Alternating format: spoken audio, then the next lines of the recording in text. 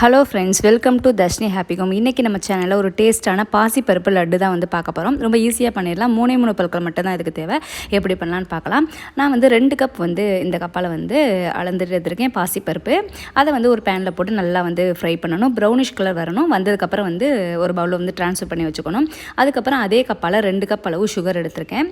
அது கூட வந்து ஒரு ஏலக்காய் மட்டும் அந்த சுகர்லேயே வந்து போட்டுட்டு மிக்சியில் போட்டு நல்லா வந்து பவுட்ரு பண்ணிக்கணும்.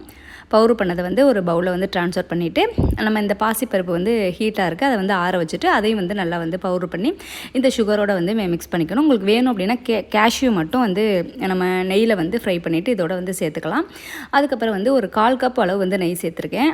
அதை வந்து உருக்கிட்டு நம்ம அந்த பாசிப்பருப்பு சுகரும் ஆட் பண்ணி வச்சுருக்கோம்ல அந்த மாவோட வந்து போட்டு குட்டி குட்டியாக வந்து லட்டு மாதிரி வந்து பிடிச்சி எடுக்க வேண்டியதான். கொஞ்சம் ஒரு 10 மினிட்ஸ் கழித்து ஆறுனதுக்கப்புறம் வந்து சாப்பிட்டா செம்ம டேஸ்ட்டாக இருக்கும்.